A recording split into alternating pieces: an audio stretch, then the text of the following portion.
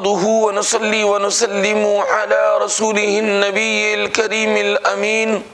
أما بعد فقد قال الله تبارك وتعالى في كلامه المجيد وفرقانه الحميد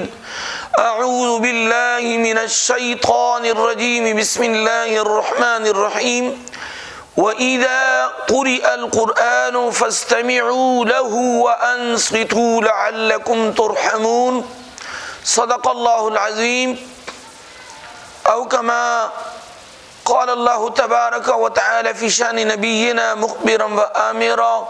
إن الله وملائكته يصلون على النبي يا أيها الذين آمنوا صلوا عليه وسلموا تسليما. شوق محبت کے ساتھ درود پاک.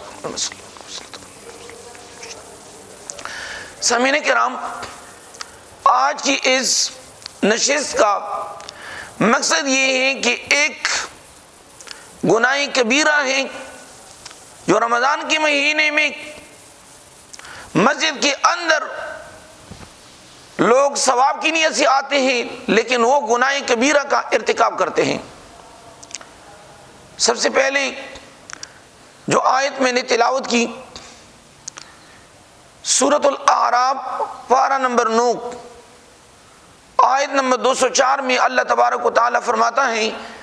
وَإِذَا قُرِئَ الْقُرْآنُ فَاسْتَمِعُوا لَهُ وَأَنصِتُوا لَعَلَّكُمْ تُرْحَمُونَ.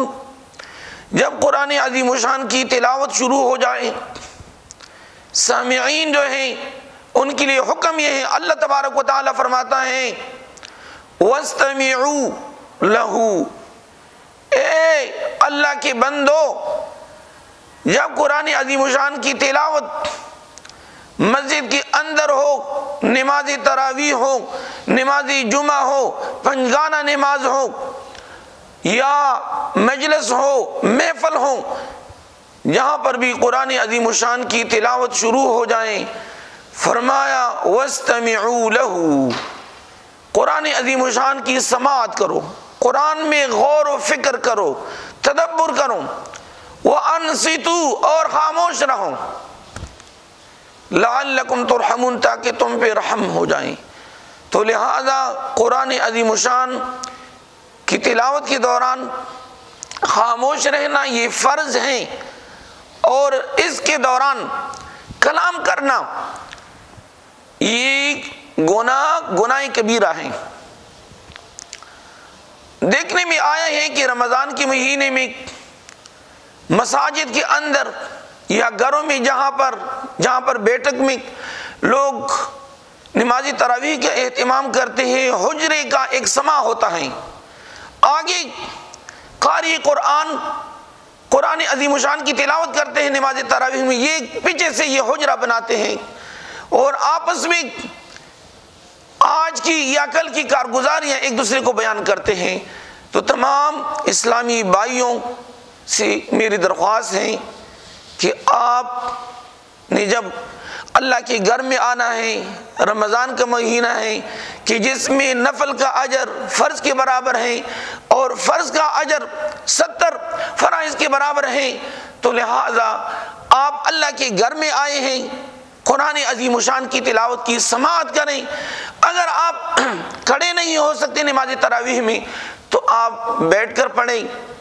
اگر بیٹھ کر بھی نہیں پڑھ سکتے تو آپ ویسے بیٹھ جائیں، چونکہ قرآن عظیم الشان ایک ایسا عظیم کتاب ہے، لاریب کتاب ہے کہ قرآن کو دیکھنا بھی ثواب ہے، پڑھنا بھی ثواب ہے، قرآن عظیم الشان سے محبت کرنا بھی ثواب ہے.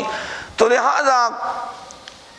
آپ کوشش کریں کہ نماز تراویح کے دوران خاموشی اختیار کریں. اور بستان الواعظین نے